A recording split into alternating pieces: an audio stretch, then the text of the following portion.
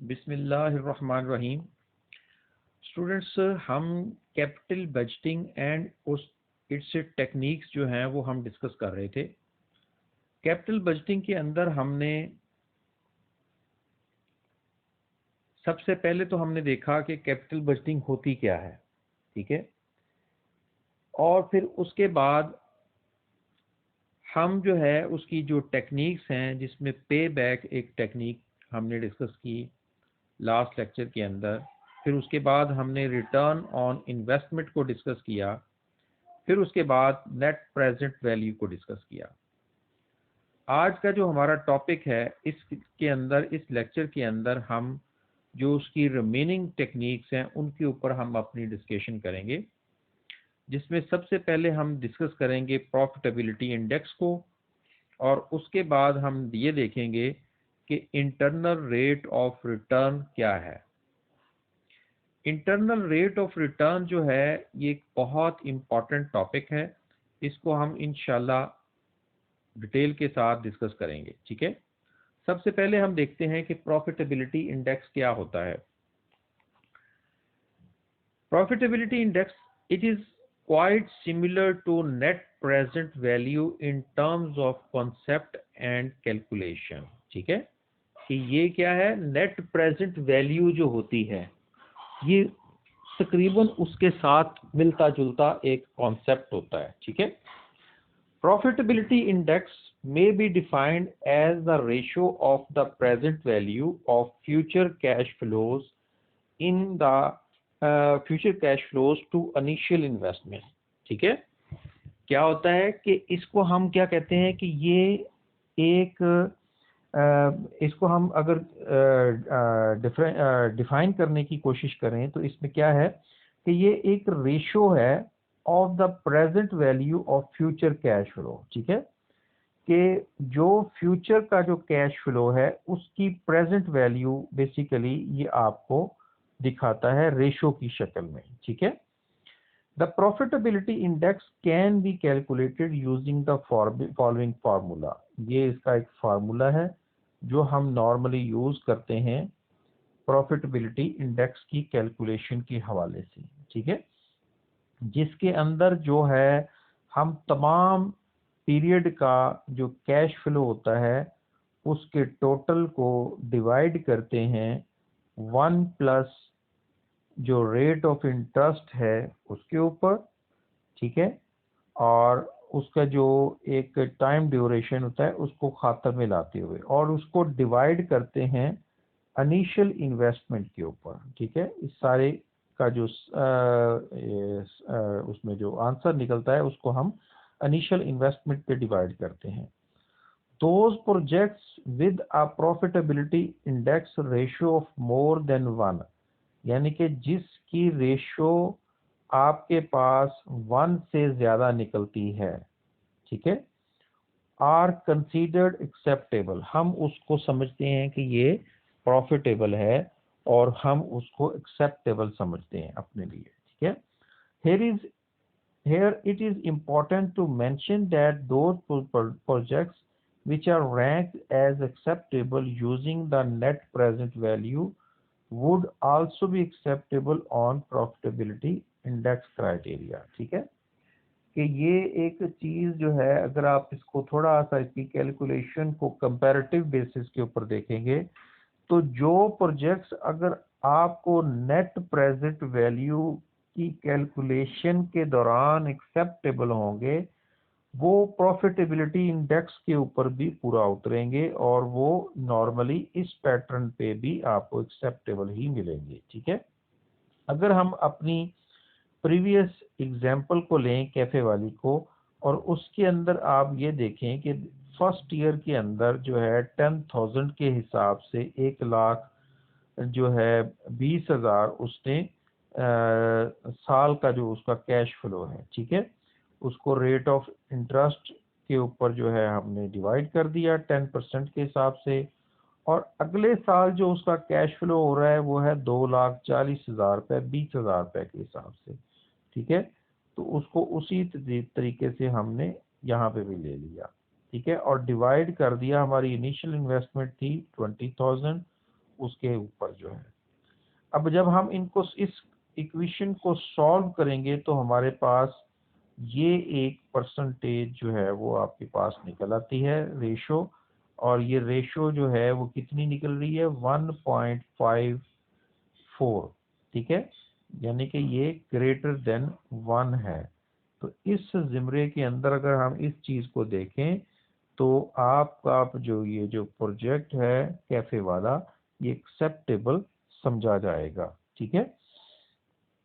अब हम जरा थोड़ा सा देखते हैं इंटरनल रेट ऑफ रिटर्न क्या है और ये क्या चीज होती है। कहता है internal rate of return is a widely used and an important measure which is more common in practice than net present value, ठीक है। ये नेट प्रेजेंट वैल्यू के मुकाबले में जो इंटरनल रेट ऑफ रिटर्न होता है ये ज़्यादा इस्तेमाल में आता है और इसको ज़्यादा जो है ज़्यादातर जो है जो इन्वेस्टर्स होते हैं वो यूज़ करते हैं। Internal rate of return unlike net present value के नेट प्रेजेंट वैल्यू के ब्रक्स जो है that is expressed in dollar, जो कि नेट प्रेजेंट वैल्यू किस चीज में शो होती है, नॉर्मली हम डॉलर या रुपीज वगैरह में शो करवाते हैं, is always quoted in terms of percentage.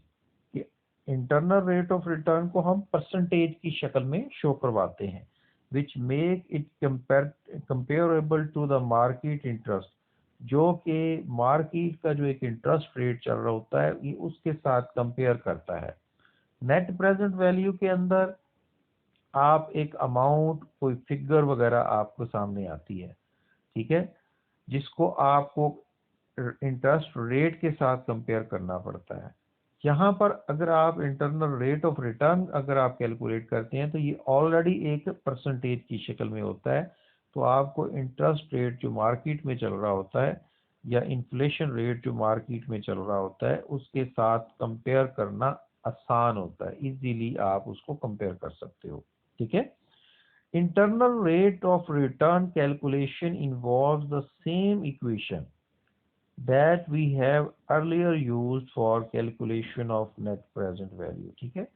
कि एक चीज अगर आप जरा इसमें समझ लें कि हमने इंटरनल रेट ऑफ रिटर्न के हवाले से जो इक्वेशन हम यूज करते हैं ये वही इक्वेशन होती है जो कि हम नेट प्रेजेंट वैल्यू के हवाले से इस्तेमाल करते हैं। The only difference is that while calculating internal rate of return, we would set the value of net present value equal to 0। कि हम क्या करते हैं इसके अंदर इस इक्वेशन के अंदर हम नेट प्रेजेंट वैल्यू को अज्यूम करते हैं कि वो 0 है, ठीक है। Then solve the equation for the value of I mean interest rate के हवाले से। तो फिर हम क्या करते हैं उस इक्वेशन को सॉल्व करते हैं इंटरेस्ट रेट को कैलकुलेट करने के लिए, ठीक है। In other words the value of I at which the net present value of the project equals 0 would be considered as internal rate of return of the project, ठीक है। कि आप का जो कैलकुलेशन है उसके अंदर जो आपने जो इंटरेस्ट की जो वैल्यू ऑफ आई आपने मालूम करनी है वो जिस जगह पे 0 होगी वो समझ लें आपका इंटरनल रेट ऑफ रिटर्न कहलाता है, ठीक है। अच्छा, अब हम इसको जरा मजीद आगे एक्सप्लेन करते हैं। This is important to remember that unlike net present value calculation the value of IRR is constant in every year, ठीक है। नेट प्रेजेंट वैल्यू के की जब हम कैलकुलेशन करते हैं तो उसके अंदर जो हमारी वैल्यू हम उसमें जो रखते हैं वो उसमें चेंज होती है, जबकि यहाँ पे इंटरेस्ट रेट के अंदर वो वैल्यू कांस्टेंट हम रखते हैं। while working out the net present we can change the discount rate, इसमें डिस्काउंट रेट चेंज होता है हर साल हर सिंगल पीरियड में, जबकि इंटरनल रेट ऑफ रिटर्न के अंदर जो वो जो रेट होता है वो कांस्टेंट होता है हर साल, ठीक है, for the life of the projects. Another simplistic explanation of internal rate of return can be that it is the break even rate of return। कि ये एक ब्रेक इवन रेट होता है, यानी कि इस रेट के ऊपर अगर आप जो है एक प्रोजेक्ट को एक्सेप्ट करते हैं तो आपको वो एक ऐसी पोजीशन पे मिलेगा कि जिसमें उसके अंदर प्रॉफिट या लॉस का चक्कर नहीं होगा, वो एक ब्रेक इवन पॉइंट कहलाता है। ठीक है, in other words at this rate of return we would be able to recover the initial investment। यानी कि ये ब्रेक इवन कौन सा होता है कि जिसके ऊपर अगर आप उसी रेट पे उसको चलाएं तो आपको कम से कम जो आपकी एक इनिशियल इन्वेस्टमेंट होती है, शुरू में जो आपने इन्वेस्टमेंट की होती है, वो आपको रिकवर हो जाती है। ठीक है, internal rate of return is calculated by trial and error method. Trial and error method क्या चीज होती है? कहता है in a trial and error method we try out a value of I and C if the equation comes to the value of 0।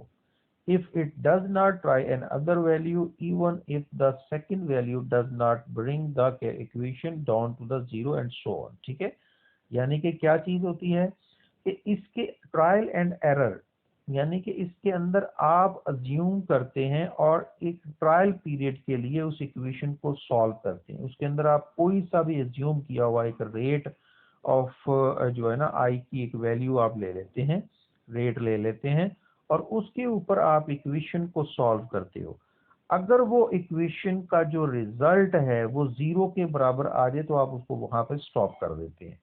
अगर वो 0 के बराबर नहीं है, ज्यादा है, तो आप रेट को जो है वो कम करेंगे। अगर आप वो कम है, माइनस में आ रहा है, तो आप उसको रेट को बढ़ाते हैं।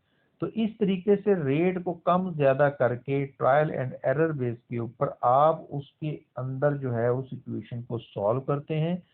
जिस जगह पे जौन सा रेट अप्लाई करते हुए वो इक्वेशन 0 होती है, हम उस रेट को अपने लिए internal rate of return set कर लेते हैं। ठीक है, the higher the internal rate of return the better it is considered. ठीक है, अगर rate of interest internal rate of return जो है वो अगर हायर निकल रहा है तो वो आपके लिए नॉर्मली बेटर कंडीशन में होता है।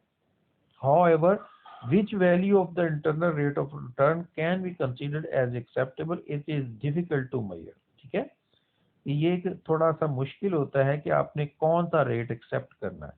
Another important distinction need to clarification here is that the internal rate of return is different from discounting rate। ठीक है ना, कि ये जो रेट होता है ये उस रेट से डिफरेंट होता है जो कि डिस्काउंटिंग रेट होता है। ठीक है, that we use in calculation of net present value। net present value की जो फार्मूले में हम इस्तेमाल करते हैं, net present value formula we use the discount rate as the required rate of return that we expected the project to generate। ठीक है, अच्छा अब हम जरा थोड़ा सा इस चीज को जो है मजीद आगे जाके जरा समझते हैं। अब हम जरा इसको अगली आगे फर्दर इसकी जो है जरा कैलकुलेशन पे जाते हैं, फिर आपको ये इसकी जो है वजाहत ज्यादा अच्छे तरीके से हो जाएगी। ठीक है, ये एक इक्वेशन है जो कि हम नेट प्रेजेंट वैल्यू के हवाले से लेते आए हैं पीछे। ठीक है, अब इसके अंदर हम यहाँ पर जो है वो जो रेट आप वहां पे लेते थे आई के हवाले से, अब आप यहाँ पे IRR के हवाले से वो रेट आप यहाँ पे अज्यूम कर लेते हैं। ठीक है, अब इसके अंदर जो है आपने ये जो इनिशियल इन्वेस्टमेंट है इसके अंदर जो आपकी सालाना जो इन्वेस्टमेंट थी वो थी 2 लाख रुपए। ठीक है, आपने नेट प्रेजेंट वैल्यू को अज्यूम कर लिया कि ये 0 है। ठीक है, अब हम जरा इसको इक्वेशन को सॉल्व करते हैं। पहले साल 1,20,000 आपने कैश फ्लो आपका हुआ और उसके ऊपर जो रेट था वो था 10% के हिसाब से, अगले साल भी 10% के हिसाब से। ठीक है, और अगले साल जो कैश फ्लो है वो है 2,40,000 रुपए। अब जब हम इस इक्वेशन को सॉल्व करते हैं तो हमारे पास जो फिगर निकलती है वो है 1,07,483 रुपए, which was calculated as our net present value for the project cafe. जो कि हमने अपना जो नेट प्रेजेंट वैल्यू जब हमने कैलकुलेट की थी तो वो यही सेम थी। ठीक है, in order to bring the net present value down to zero. ठीक है, अब ये जो नेट प्रेजेंट वैल्यू इसको जीरो पे लाने के लिए हम क्या करते हैं, अब हम जरा थोड़ा सा इस चीज को आगे जाके मजीद समझते हैं। पहले हमने रेट ऑफ इंटरेस्ट को लिया यहाँ पे 10%, अब हमने यहाँ पे रेट ऑफ इंटरेस्ट को बढ़ा लिया 50% के हिसाब से, और 50% के हिसाब से हमने इसकी कैलकुलेशन की। जब हमने इसकी कैलकुलेशन की तो ये हमारे पास माइनस में फिगर आ गई, -13,333, which is lesser than zero. Minus में फिगर है ना, तो लेसर देन जीरो है, आ गई। अब यहाँ पर हम देखते हैं कि अगर हम 50% के हिसाब से अपना जो रेट लेते हैं तो ये जीरो से कम हो जाता है, और अगर हम इसको 10% के हिसाब से लेते हैं तो ये जीरो से बहुत ज्यादा बढ़ जाता है। ठीक है, ट्रायल एंड एरर मेथड के अंदर हम फिर क्या करते हैं कि इसको मजीद जो है इसको थोड़ा सा एडजस्ट करते हैं इस रेट को।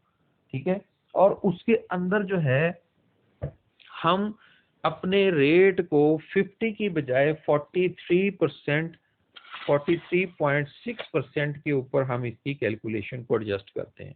तो जब हम इसकी कैलकुलेशन को 43% पे एडजस्ट करते हैं तो हमारे पास जो फिगर निकलती है वो -48 आती है। ठीक है, जो कि आपका अप्रोक्सीमेट है जीरो के, जो कि जीरो के क्लोज आपको ये फिगर मिल रही है। ठीक है, अब इस चीज को हम क्या कहते हैं कि ये आपका एक इंटरनल रेट है, रेट ऑफ रिटर्न है, जिसके ऊपर आपका प्रोजेक्ट जो है वो एक एक्सेप्टेबल कंडीशन में आ जाता है, यानी कि जिसके ऊपर आपका प्रोजेक्ट जो है अगर आप इसके ऊपर एक्सेप्ट करते हैं तो ये ब्रेक इवन पॉइंट आपके लिए कहलाएगा। ठीक है, नेट प्रेजेंट वैल्यू इक्वेशन जो होती है इसके हवाले से हम जरा थोड़ा सा हम इसका जो एक कंपैरिजन है उसको हम थोड़ा सा डिस्कस करते हैं। The most important skill in this course is to understand the net present equation and to calculate net present value as reliable as possible. It is also the important criteria in capital budgeting. ठीक है, कि net present value जो होता है ये एक बहुत important criteria है कैपिटल बजटिंग के हवाले से। But it is difficult to calculate because different inputs used in net present value equation are based upon a forecast. इसके अंदर आपको मुख्तलिफ किस्म की कैलकुलेशंस जो है, इनपुट्स जो हैं वो देनी पड़ती है, जिसके अंदर आपको फोरकास्ट करना पड़ता है। इसके हवाले से किस चीज को फोरकास्ट करना पड़ता है कि आपको एक्यूरेट फ्यूचर कैश फ्लोज के बारे में और सेल के बारे में आपको पता होना चाहिए। फिर आप उसकी प्रोजेक्ट की लाइफ का आपको पता होना चाहिए, फिर उसकी ड्यूरेशन जो प्रोजेक्ट का एस्टिमेशन जो है वो आपको पता होना चाहिए। ठीक है, और फिर उसके बाद डिस्काउंट रेट का भी इसके अंदर आपको पता होना चाहिए। तो ये सारी चीजें जो है जिसके अंदर आपकी cost of capital, opportunity cost, required rate of return calculation, ये सारे जितने भी है ये एक हेक्टिक टास्क समझा जाता है नेट प्रेजेंट वैल्यू के फार्मूले के अंदर। ठीक है, जिसके अंदर आपको मुख्तलिफ किस्म की चीज़ों की पहले आपके पास एक इंफॉर्मेशन होनी चाहिए, और फिर अगर वो इंफॉर्मेशन आपके पास नहीं है तो आपको फिर वो चीज़ें एस्टिमेशन की बेस के ऊपर लेनी पड़ती हैं। ठीक है, जबकि इंटरनल रेट ऑफ रिटर्न के अंदर हम कॉमनली यूज जो हमारा क्राइटेरिया है इसके अंदर हम जो है एनुअल बेसिस के ऊपर परसेंटेज जो है वो कैलकुलेट करते हैं, जो कि एक मार्केट का जो इंटरेस्ट रेट होता है या इन्फ्लेशन रेट होता है ये उसके साथ कंपेयर किया जा रहा होता है, और इसके अंदर हम नेट प्रेजेंट वैल्यू को अज्यूम करते हैं कि वो जीरो है, और जिधर हमारी वैल्यू जो है जो जिधर हमारा जो नेट प्रेजेंट वैल्यू का जो इंटरनल रेट ऑफ रिटर्न है यानी कि वो जीरो, उसके ब्रेक इवन पॉइंट जो होता है, internal rate represents the break even point on return on investment. ठीक है, कि जिधर हमारा वो net internal rate of return zero के बराबर इक्वल जो है नेट प्रेजेंट वैल्यू उसकी डिक्लेयर करता है, हम उस प्रोजेक्ट को एक्सेप्टेबल समझते हैं। ठीक है, स्टूडेंट्स इस टॉपिक को हम आगे जाकर मज़ीद जो है वो इंशाल्लाह डिस्कस करेंगे, और मुख्तलिफ किस्म की जो हमारी आगे कैलकुलेशन फर्दर्स आएंगी उनके अंदर भी इसका इस्तेमाल कहीं ना कहीं आपको मिलेगा इंशाल्लाह, और वहाँ पर इसकी मज़ीद वजाहत आपके सामने आ जाएगी। ठीक है, यहाँ तक अगर किसी स्टूडेंट को कोई चीज़ नहीं समझ आई तो वो मेरे से डिस्कस कर सकता है। ठीक है, अपना ख्याल रखिएगा, ध्यान से स्टडी करें। ठीक है, और डीप वे के अंदर जो है किसी भी टॉपिक को स्टडी करें। ठीक है, यहाँ पे टाइम शॉर्ट होता है और कोशिश होती है कि शॉर्ट टाइम के अंदर मैक्सिमम जो आपके साथ में चीज़ें हैं वो डिस्कस हो सकें, ताकि हमारा कोर्स भी कवर हो और हम अच्छे से अपने टॉपिक्स को कवर कर सकें। ठीक है, तो यहाँ तक अगर किसी स्टूडेंट को कोई चीज़ ना समझ आई तो वो डिस्कस कर सकता है। और अपना ख्याल रखिएगा। अल्लाह हाफिज़।